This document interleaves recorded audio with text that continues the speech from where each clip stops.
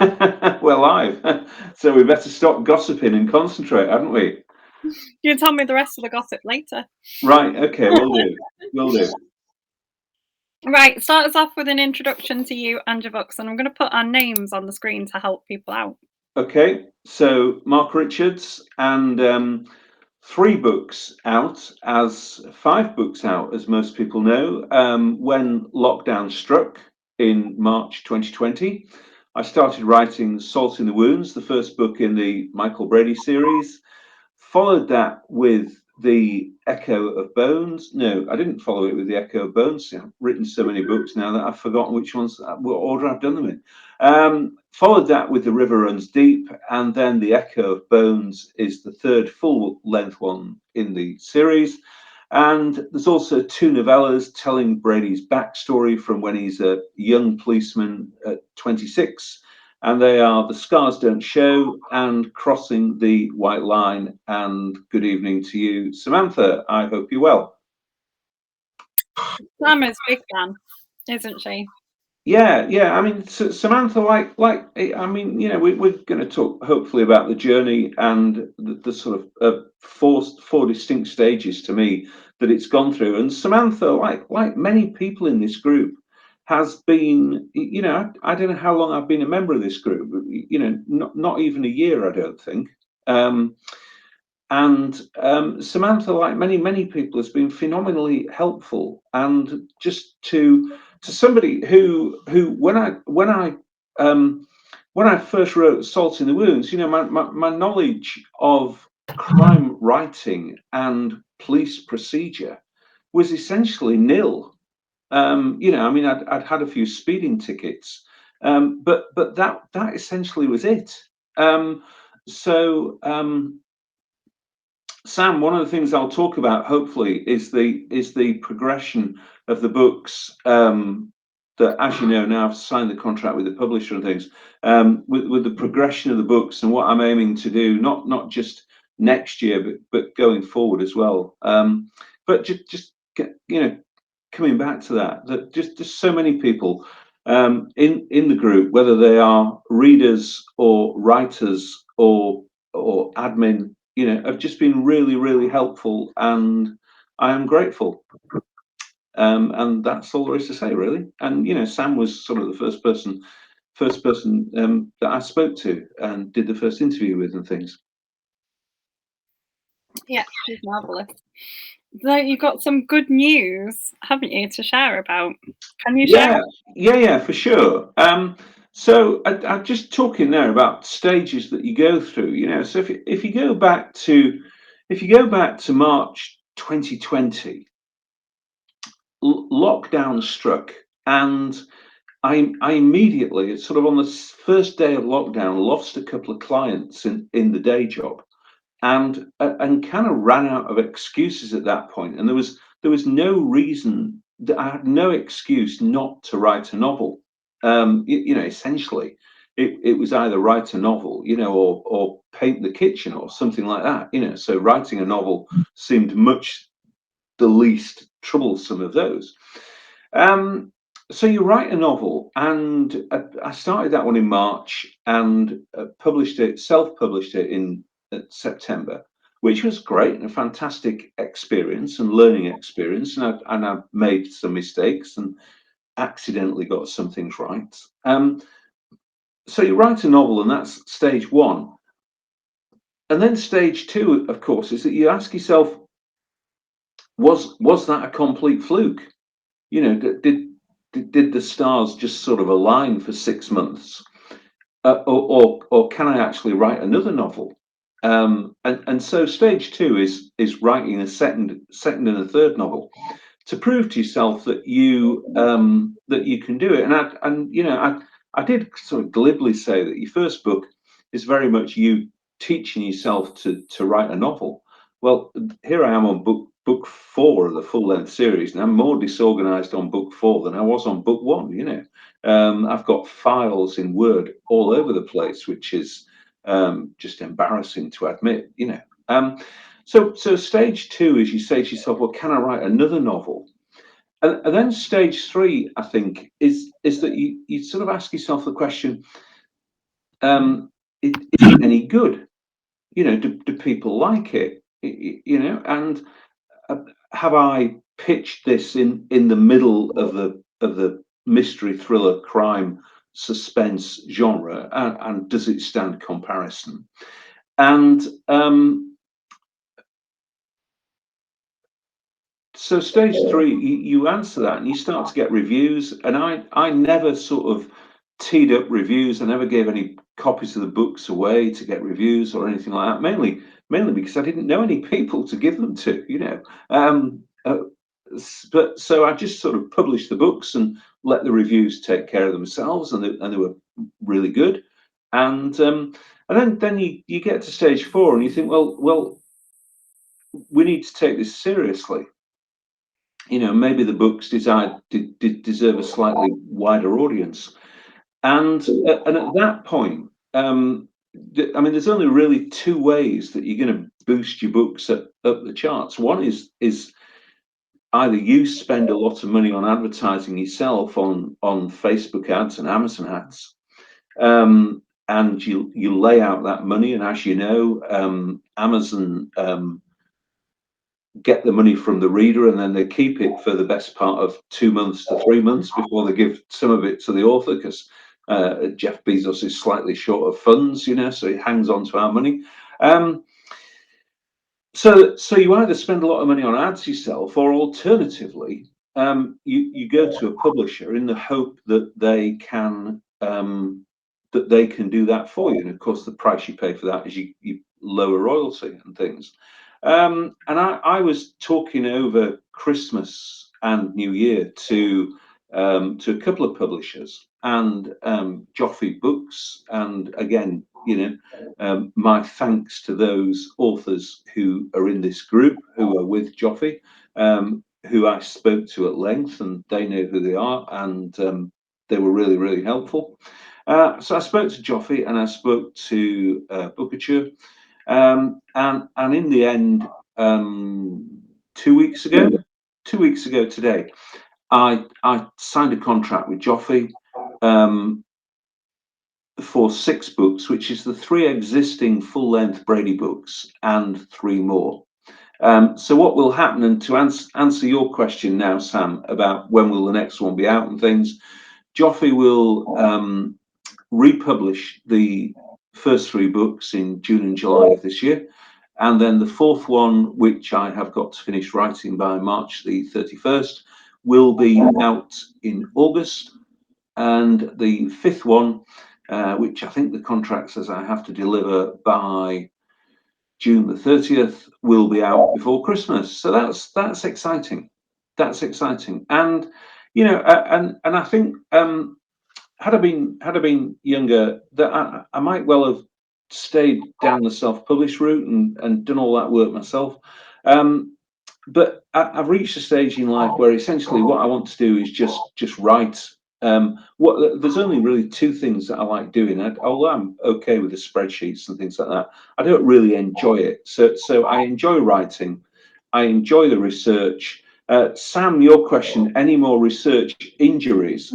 The physical injuries. The answer is no. I mean, the only injury really that I do from my research is to my waistband, because as you know, I go up to Whitby for all my research trips, and I eat fish chips and peas at the end of every single research trip. And I tried a pair of trousers on last night, which had been in the wardrobe all through the winter, and I must say that they're mysteriously shrunk quite significantly.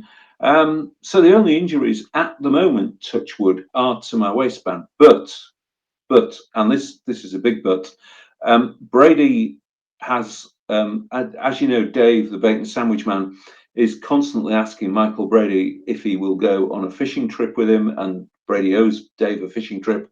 I'm going to have to do that just for the research to get it right. I'm not entirely looking forward to going 2 or 3 miles out into the North Sea, but it has to be done. And that my wife says that no, she's not coming with me, and no, she's not gutting any fish that I catch. So I think they might have to go back. So that's the next big research trip is that one, because there's a scene, I think, in book 4 where Brady's out fishing with Dave, and I enjoy the research. It's one of the when I sat down to write the books in March 2020, the research didn't really figure as something. I knew you had to do it. I never anticipated how much I would enjoy it. And writers that can't be bothered to do the research, I just think you've got a real debt to your readers to get your research right. And it's not hugely difficult. But when writers don't bother to do the research, I think that's kind of breaking a bond of trust with your readers. So I don't know. So those are the 4 stages really, and the fourth one is that make the decision to go with the publisher, and we will see how it goes. But there will now be a steady stream of Michael Brady books. Originally I thought maybe I could write 6. I think probably 10 at least Brady books now, I've got characters in there that I've sort of got in my mind that I'm going to spin them off into series of their own as well.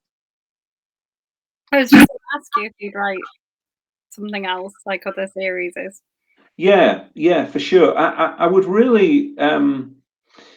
I think when you start to write, you're almost like a child in a sweet shop, really. That you think I can write that, and I can write that, and I could write that, and because my day job, because my business as a day job was as a copywriter. I can write in several different styles and with voices which clients demand of you. I think you've got to focus yourself and say that this is what I do. And there are other books in other genres that I would like to write. But I think what you've got to say, there's a real thing about author branding here, that you've got to say very firmly that this is what I do, and that this is what I want to be known for. And I think there's enough mileage in Mike Brady and the supporting cast to keep me busy for at least the next 2 to 3 years. There's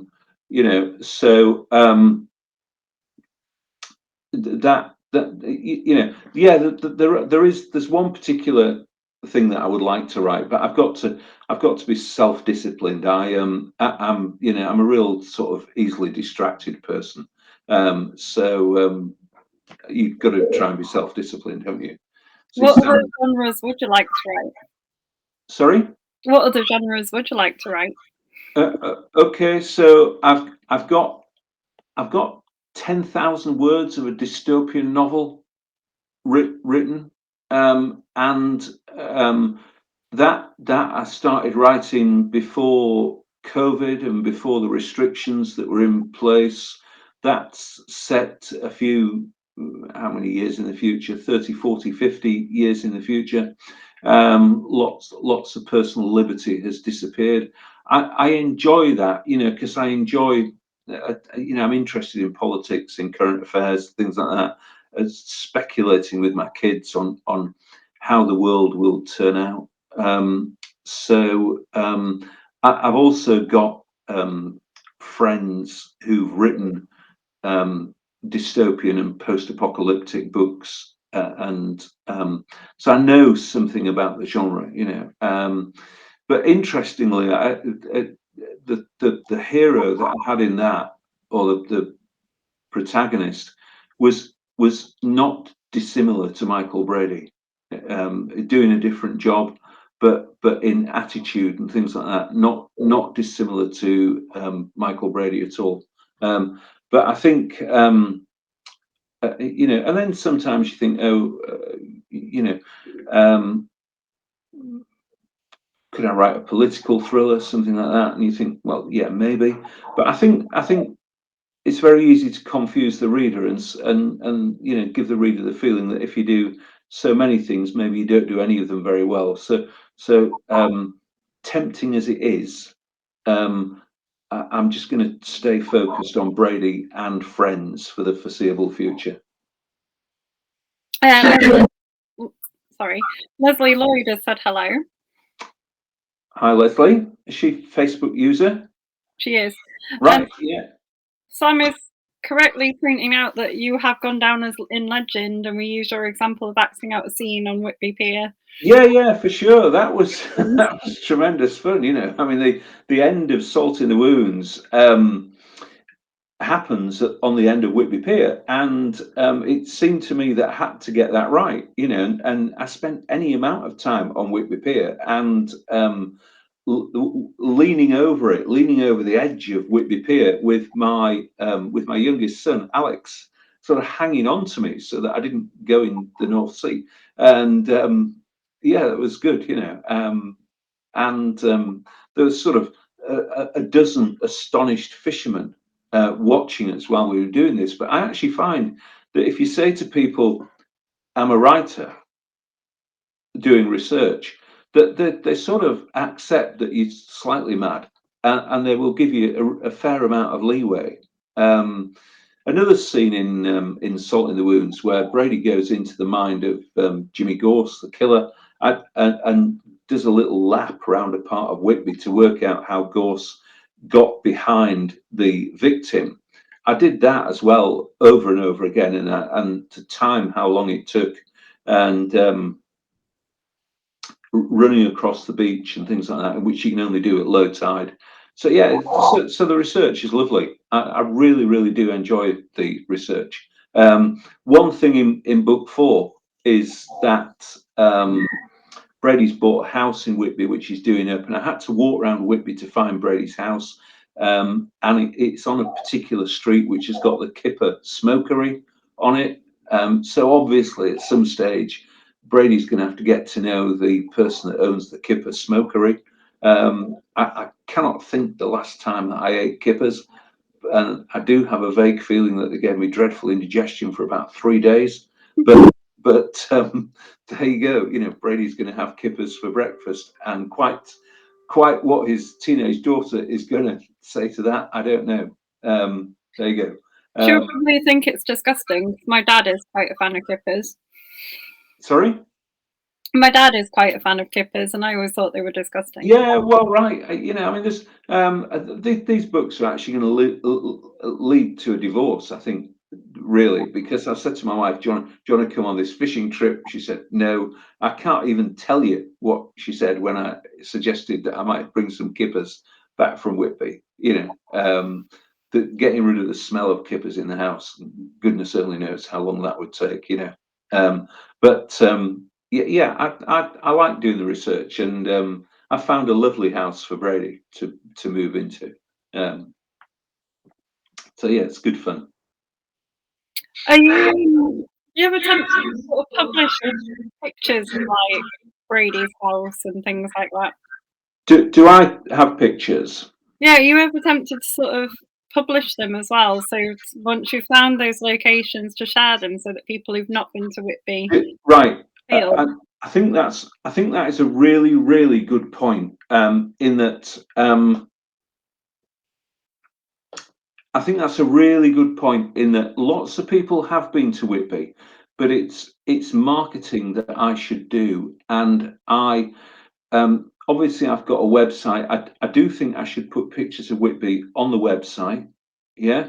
I think the Lynn who does the website for me is always telling me off for not being more active on Instagram, where I should put the pictures, and of course the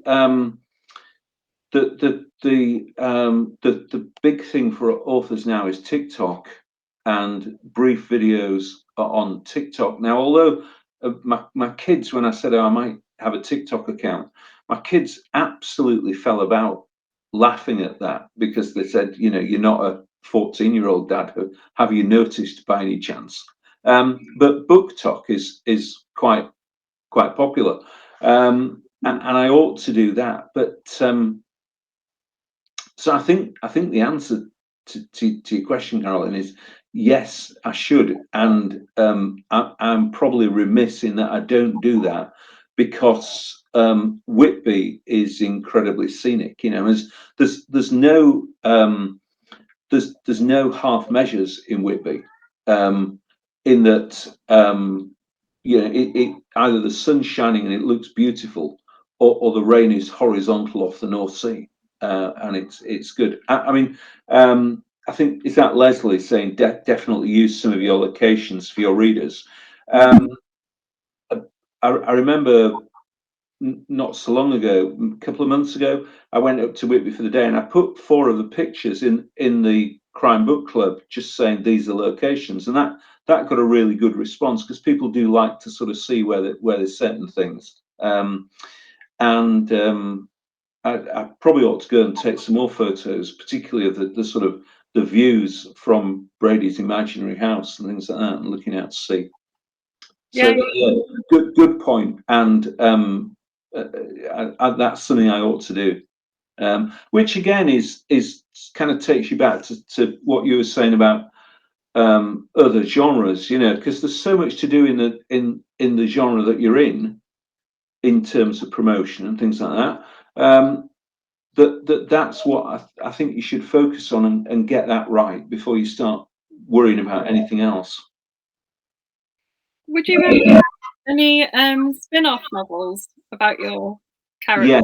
Yeah, for sure. Like the background of Dave, the bacon sandwich man, or whether Dave would carry a novel on his own, I don't know. I mean, for anyone that's read The Echo of Bones, Ruby in that is a phenomenally popular character, and everybody loves Ruby. Now, would she carry a novel? She probably wouldn't. Although I am keeping her in book 4.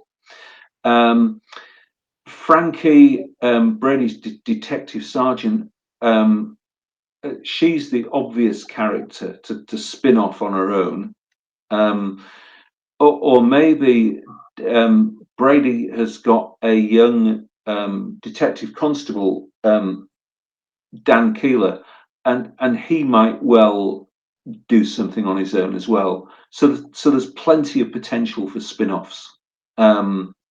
And that's one of the nice things about it. And I do like having the supporting characters appearing in all the books, you know. Dave, the bacon sandwich man, you know, Ash, Brady's daughter, obviously, and Ash, who's 14 at the moment, you know, even Archie, Brady's dog, who's based on Pepper, the Springer Spaniel that we used to have. You know, Archie's a popular character. That question that Leslie's just asked, do a baddie spin-off? I think that's a really, really interesting point. You know, it's interesting, isn't it, that Peaky Blinders has just come back on TV. Now, without question, my wife would leave me for Tommy Shelby, without question. You know, but Tommy Shelby robs and steals and kills people and is grossly unfaithful to his wife. You know, he doesn't tick many good boxes, and yet he's a immensely attractive, strong character. I do find that question of why baddies are attractive to readers a really, really interesting one, and I have got an idea kicking about for a spin-off along those lines. Yeah, for sure. Robin Ruffley did a really good spin-off featuring a sort of well-known baddie from one of his series. Right, I've not read that. I must read that, but I do think, you know, the characters are attractive. You know, I mean, it's you know, in book 2, I've got a character, Marko Vrukic, you know, who are based on somebody in real life in the Bosnia-Serbia conflict, and you know, if you read what this guy did in real life, it's absolutely appalling. But you can give these people a bit of charm and things like that, and they become quite appealing characters. So long as I think they've got a strong sort of moral values. Just to quickly break off and answer a question of Sam's, is there a real life Dave? There isn't. Well, there is really, Sam. There is really, because the answer is there a real life Dave? It's actually me, because I really I could fancy doing a bacon sandwich stall down on Whitby seafront, and when Brady says that he likes an oven bottom cake with crispy bacon and plum tomatoes, you can rest assured that that is exactly how I like my bacon sandwiches. So when and Brady has his cup of tea with almost no milk and one sugar, and that's how I have my tea. And so you see, probably if Brady expresses a preference, you can be fairly sure it's me. But if there is Dave, he is to it's kind of says the sort of things that I would say. I don't know if you've before I wrote the novels, Sam, I wrote 3 walking books, which about walks that I did with Alex, my youngest son, where we walked on the Pennine Way and in County Kerry in Ireland. And we did meet a guy on the second one who was a really broad Geordie guy selling coffee from a van, and just on Hadrian's Wall. And Dave is in some ways based on him. I've drawn on him a little bit for Dave, because he was so broad that and I actually have someone who lives in Newcastle who translate when I needed a sentence translated into proper Geordie. I use her, and she's really she's really that type of helps me with the Geordie. Broad Yorkshire I can do myself, so maybe I ought to bring somebody from West Yorkshire into the books as well. There are some nice little seafront cafes, though, aren't there? As you go. Oh yeah, absolutely loads. Absolutely loads. Yeah, and the Magpie Cafe that I use for the fish and chips is everybody knows the Magpie Cafe. Where Brady had his birthday party. So yeah, but the bacon sandwich hut is a figment of my imagination. The Magpie Cafe is very much for real. What I'm doing in the 4th book for the first time is that I'm inventing a village on the North Yorkshire moors, because the place that I want to where I want to set the murder is, if I use the real place, it would be so small. It's just an isolated hamlet on the moors that you would be able to identify the house that I'd used. And so I've come up with a name for a village, and that's the first bit of fictional place name that I've used. Sam, to answer your question, yeah, an oven bottom cake is like a barm cake. I think by a barm cake, it's a very soft, flat, white roll, kind of about that thick, and it takes three rashers of proper bacon from a proper butcher, which obviously is an essential part of the bacon sandwich. They're often slightly burnt on the bottom as well, aren't they? Yeah, just very, very slightly burnt. Yeah, sort of. I assume it's a Yorkshire Lancashire thing. Yeah, yeah. Perhaps, but we love Sam even if she is on the wrong side of the Pennines. Yeah. Can't think of the last time I was in Lancashire. It seems ages and ages and ages ago. I went out yesterday morning and I gave a speech for the first time for about 2 years. To a local group here in Scarborough, and there's all these things that you haven't done for ages and ages and ages. And I just I was due to speak to this group in February 2020. And we all know what happened in February 2020. And I said to the organizer back in February 2020, come back to me in a couple of months when this is all over, and 25 months later you actually turn up, So yeah. The last time I was sort of Ride of the Pennines was to see Sam last year. Was what? Was to see Sam last year. Right, right. I can't think when I last drove over the M62. I really can't, you know. I didn't drive, I went on the train. Yeah. I used to have clients in Manchester. You know, when I was a dull person in a suit, and I used to go to Manchester quite often. But not for ages now. You know, and Whitby's as far as I get now. So there you go. So I just trundle up over the moors, eat my fish and chips, and trundle home and pretend I've done some research. I haven't been as far as Whitby for ages. You know, what I am looking forward to in Whitby is the next goth festival, which I'll go and claim that as a research trip, which will be interesting. But I had interesting when I was in Whitby looking for Brady's house, and I it was just before Christmas, and I went into one of the jet shops and bought my wife some jet earrings for Christmas. And I was just talking to the lady that owned the shop, and she was telling me about the ghosts in the shop across the road. And I must learn more about the ghosts. I'd quite like to do a short Christmas ghost novella featuring Brady.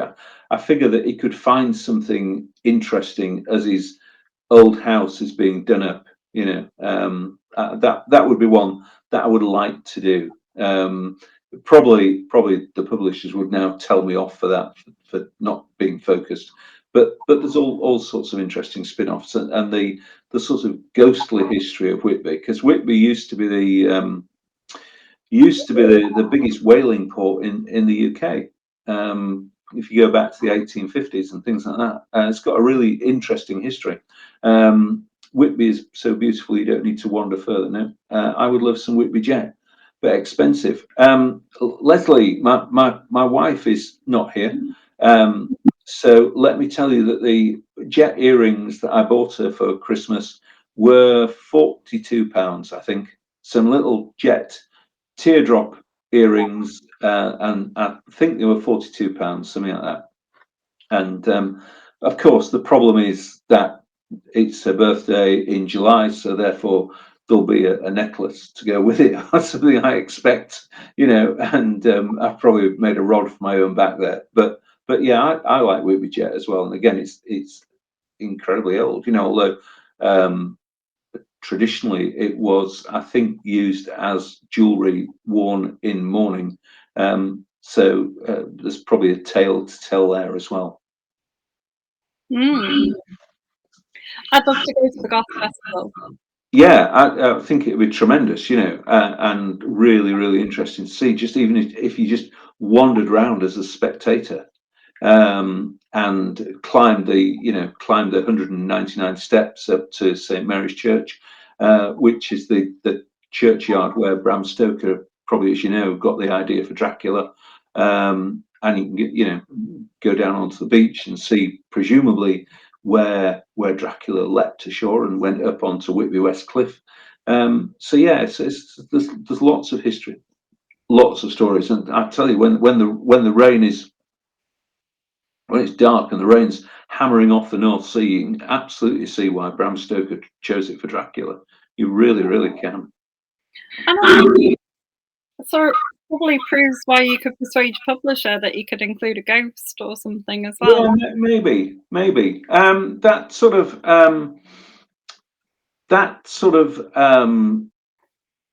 there's so much of that in Whitby that you could probably, I'm tempted to do it, and I would like one with a sort of supernatural theme, because the research around that is really, really interesting, and maybe I could. We'll see. Leslie, to answer your question about Whitby Jet shop, I honestly can't remember which shop it was from. I could find it. I think it was on Church Street. If you just Google Maps Church Street in Whitby, there are so many jet shops in Whitby that whichever one you go into will have the same things. But it was just pure coincidence that I went into this shop and we started talking about Whitby ghosts and talked for ages, as you tend to do. You know, while I'm frenziedly writing notes after I bought these earrings. So, what is in store in book? So, we've got a fishing trip in book 4. Can you give us any hints about what might be in book 5? Right. What I want to do. Okay, so we got a fishing trip in book 4, and in book 4, I really want to take Brady back to basics of being just a copper solving a crime. Also, I'm going to try and develop his relationship with his daughter more, because Ash is 14, and I've said this to a few people that really Brady was born out of when my daughter was 14 or 15. You know, teenage girls can be tricky things, and the relationship between father and daughter in our house wasn't smooth. You know, make no bones about that. You know, and I used to lie awake at night and I think to myself, what, supposing something happens to my wife, what, you know, how will I cope with this 14, 15-year-old girl, you know, who's independent and wants her own way, and you know that we clash about things, and essentially that's where Brady came from, just answering that question. So in books 5 and 6, I think that side of his relationship with Ash will come out. I think I've got to, you know, Brady's 42, 43 now. He's lost his wife. You know, so far I've kept him celibate for 3 books. You know, can I do that indefinitely? Well, the answer to that is probably no. So I think one thing I will say is that by the end of book 4, he has started a relationship with somebody. How that will pan out in book 5 and book 6 is part of the overall arc, and I think I've got to. Right now, Brady doesn't know and probably doesn't want to find out either who was responsible for his wife's death, because he knows if he finds that out that he's got to go after them, so to speak. So but I don't think I can keep readers hanging on indefinitely to find that out. I think I've got to be fair to them. So I think by the end of book 6, I think that needs to be resolved. So I think in book 5 and book 6, there'll be more of the overall arc about who killed his wife, and there'll be much more of Ash. You know, his relationship will have to go somewhere, but by the end of book 6, he certainly won't be settled down. You know, he'll whatever happens to him, he will stay in Whitby, because that is such a strong part of the books. And all the other characters, you know, Dave will be there in the background, but Dave essentially acts as a mentor to Brady and a sounding board. Brady's sister Kate, who lost her husband in book 2, funeral was at the start of book 3. You know, I'll have to do something with her. And a few of the other characters, Ruby, for example, from book 3, will certainly carry on through book 4 and book 5. Simply because she's just such a strong character and everybody likes her, and I think I would be foolish to throw her away. And also a couple of the people in book 2 that Brady relied on for help will come back in book 5 and book 6 to help him actually find who was responsible for his wife's death. without spoiler, do you have a definite end planned for the series? No. I did when I started writing. In that I thought if I could write one, I might be able to write 6. And my plan was that I would maybe just do one a year, and then Ash went off to university, and that was the end of the series.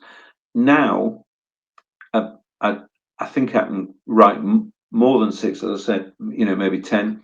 But what I won't do is I won't keep it going if I don't think I've got anything new to say. I don't want to just fall into the trap of just regurgitating the same plot with different characters. So if there's, it's very much character driven, and I'm a very big believer that the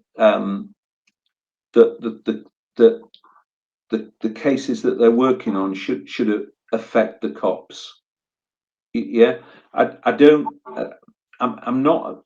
I mean, like everybody, I've read Jack Reacher books, for example. And I think there's a lot to admire in Lee Child and the marketing of those. And if you said to me, do you want to be 10 million quid behind Lee Child? I'd say yes, thanks very much indeed. But essentially, Reacher is the same at the end of the book as he was at the beginning. Whereas I don't want that for Brady. I want him to be more reflective of real life, in the cases that he's working on do affect him, and and events in the characters' lives affect them as well. So Frankie has had a sabbatical in book 3 because her mother's got dementia. And that happens in real life, and we've got to balance our jobs with what's going on in our personal lives, haven't we? And if you are caring for older parents, then you've got to make allowances for that. So I don't have a definite end point in mind, but I do think that if I think I've no more to say, or if I think that the quality of the books is starting to drop, then it'll be, hopefully I'll recognise that and say, let's draw a line under it. Why do we all remember Fawlty Towers with such affection? Well, the answer is that there's only ever 12 of them. Whereas and I know that some things that you enjoyed in series 1, by the time you've got to series 8, you're thinking, really, we should have stopped this at the end of series 1 or 2. So that's the plan at the moment. I've never read a Jack Reacher book. You've never read a Jack Reacher book, right? The thing that I learned from Jack Reacher books was not to be afraid of short sentences. That's the sort of thing your English teacher sort of bashes into you, that you can't write a short sentence consisting of 2 words. And that was as a writer, that was the thing I learned from reading Jack Reacher books, not to be afraid of short sentences. What have been your favourite reads of the year so far? Do you know, I'm so busy writing and so busy balancing the day job with the writing job, because they're both sort of full time at the moment, that this year I have read very, very little. I'm so tired by the time that I get into bed that I read about 2 pages and I promptly fall asleep. So anybody watching this who thinks they've got a to be read pile, it is as nothing compared to my to be read pile. I'll tell you a couple of books that I read from a writing point of view that I really, really admire. Neither of them are. One is a crime book, but the first one is Wolf Hall, and the following books by Hilary Mantel. Number one is that I think the research that she's done there is just absolutely brilliant research. The other thing is that is that I admire in that the way she very subtly changes the point of view. People talking about Thomas Cromwell and then telling Thomas Cromwell's specific story, and I think that's really, really clever. And as well, in the Thomas Harris books about Hannibal Lecter, he does the same, where he very, very subtly changes the way you're looking at the character. And I think that's a really interesting point as well. It takes you right back to what Leslie was saying earlier about baddies. You know, Hannibal Lecter is somebody who has, you know, on the face of it, very few redeeming qualities, and yet we find ourselves in the book rooting for him, because you know, we've all been plagued by petty bureaucracy, and Hannibal Lecter just has a reasonable way of dealing with it. But at the same time, there's humour in the books, and that's that I think is one of the most important things. So I'm ashamed to say how little I have read this year. And I read for work. I read a lot of stuff, and I have to read a lot of financial stuff for work. And so by the time I get into bed, my wife says to me, "Just turn your light down a little bit, will you?" And I turn the light down a little bit and fall asleep. And embarrassingly, you know, so that's it. That's it. When I started writing Salt in the Wounds, I consciously didn't at that point read any crime books, because what I wanted to do was see if I could write one in my own voice and let that voice develop. And I didn't want to subconsciously copy anybody else. So I very consciously didn't read anything in the genre, which the textbooks will tell you is absolutely the wrong approach, but it just seemed to work for me, you know. So that is the embarrassing answer to the question. Fair enough. One of my favourite reads of the year so far has been the a non-fiction book about the development of the AstraZeneca vaccine. Really? Yeah. I have got a ton of non-fiction books to read. You know, I've just I've a lot of crime books, obviously, on old cases and things like that, and forensics and things like that. I have just bought a book on the sort of semi-biography, semi-history of semi-biography of Putin, semi-history of how the KGB came to take over Russia, because I just would like to understand that more. And there are obvious parallels, you know, that you could draw for crime books in the UK. I would like to understand that more. Interestingly, I've got a Russian friend, on a guy I met at a blogging conference 7-8 years ago, who a friend on Facebook, and his claim to fame is that his grandmother was in the same class at school as Joseph Stalin. So wow. There you go. There you go. What a claim to fame. Yeah. And he wants to write a book about her history. Maybe it was his great grandmother, but that's the family story, family claim to fame, you know, that she was milk monitor with Joseph Stalin, you know, or something like that. Interesting. I'm sure everyone's got, like, don't they say everyone's got sort of an interesting story in them? Yeah, for sure.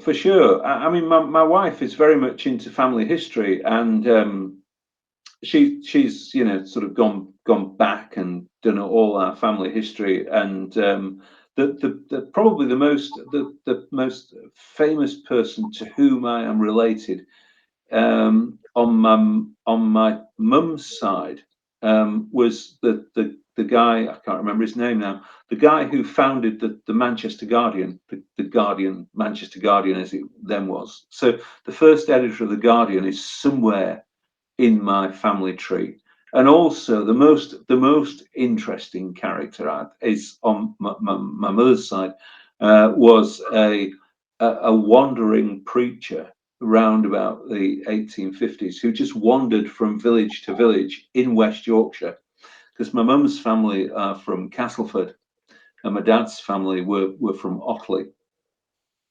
And this guy just wandered from village to village in West Yorkshire, delivering sermons, and living on what people gave to him and things like that.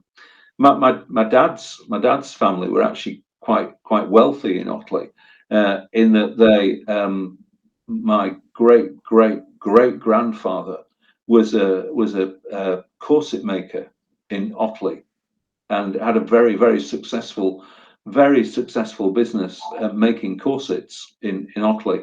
Then